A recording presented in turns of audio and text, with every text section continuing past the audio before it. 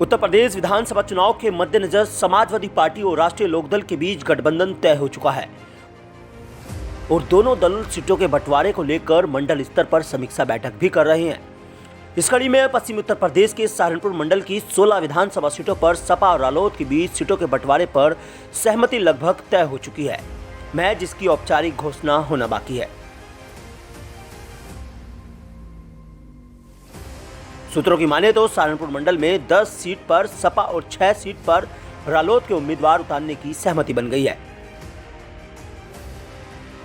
इनमें से सपा के 1 या 2 उम्मीदवार रालोद के चुनाव निशान पर भी मैदान में उतर सकते हैं। मुजफ्फरनगर शहर समेत मंडल की कुछ अन्य सीट ऐसी हैं जहां बीजेपी नेता भी दल बदल कर गठबंधन से चुनाव लड़ सकते हैं। वहीं मंडल के तीनों जिलों में गठबंधन एक एक सीट पर वैसे उम्मीदवार उतारकर बीजेपी की परेशानी बढ़ाने की योजना भी बना रहा है।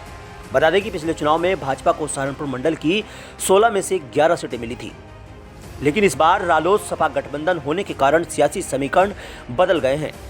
इसके मद्देनजर चुनाव मैदान के तीनों बड़े खिलाड़ी सपा, रालोद और भाजपा अपने उम्मीदवारों के चयन को लेकर खासे सतर्क नजर आ रहे हैं।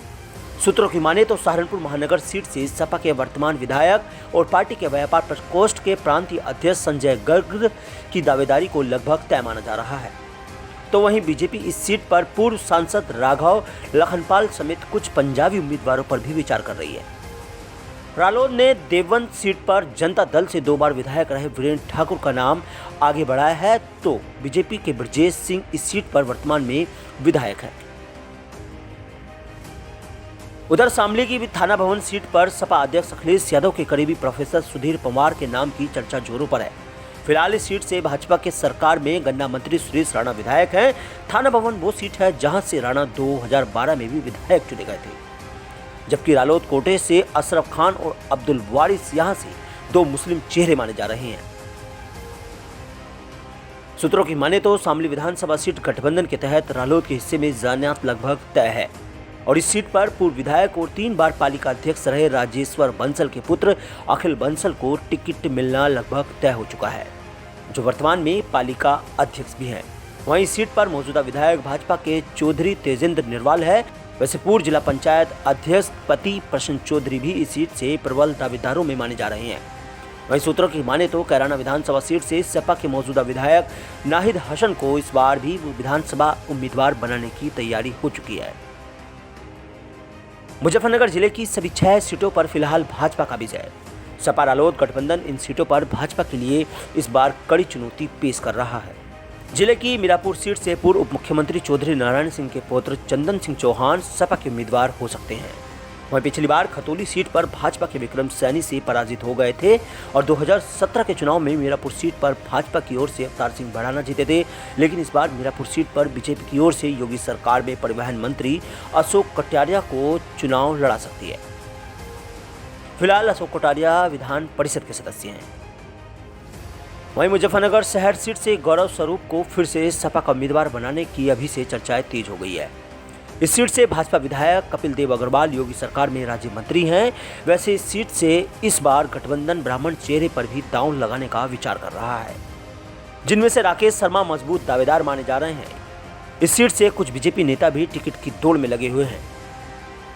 शाहपुर से बीजेपी के ब्लॉक प्रमुख अरविंद त्यागी इस सीट पर रालोद से टिकट मांग रहे हैं। उन्होंने रालोद के राष्ट्रीय महामंत्री त्रिलोक त्यागी और पूर्व मंत्री सोमपाल शास्त्री के जरिए रालोद अध्यक्ष जैन चौधरी से मुलाकात भी की है। बीजेपी से ही नगर पालिका अध्यक्ष का चुनाव लड़ चुके अरविंद राज शर्मा भी गठबंधन से टिकट के लिए प्रयासरत बताए जा रहे हैं। गठबंधन के तहत चरथावल सीट सपा की झोली में जाने की प्रबल संभावना को देखते हुए सीट से पूर्व विधायक पंकज मलिक की सपा उम्मीदवार के रूप में दावेदारी पर मुहर लगना लगभग तय हो चुका है। उधर पुरकाजी से रालोद से कमल गौतम को बालेंद्र सिंह प्रबल दावेदार माने जा रहे हैं। वैसे सपा के पूर्व विधायक अनिल कुमार भी सीट के प्रबल दावेदारों में शामिल है। अगर बुढ़ाना विधानसभा सीट की बात करें तो बुढ़ाना से रालोद के कोटे में जाना तय है, जहां से पूर्व मंत्री योगराज सिंह और राजपाल बालियान में से किसी एक का चुनाव लड़ना लगभग तय है।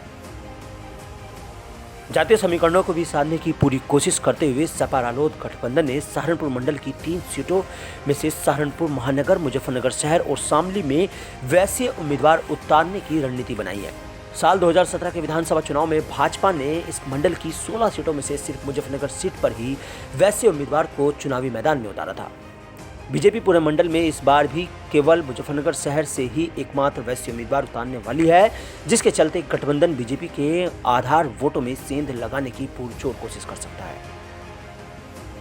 उधर सहारनपुर में 2 दिसंबर को गृह मंत्री अमित शाह और मुख्यमंत्री योगी आदित्यनाथ ने रैली कर भाजपाइयों को उत्साहित भी किया है, लेकिन सपा रालोद गठबंधन ने बदले चुनावी समीकरण के मद्देनजर भाजपा को चौकन्ना भी रहना जरूर होगा। अभी तो 2022 में ही साफ हो पाएगा कि आखिर कैसे गठबंधन बीजेपी को चुनौती दे पाएगा या फिर खुद धराशायी हो जाएगा। Bureau report, news 18।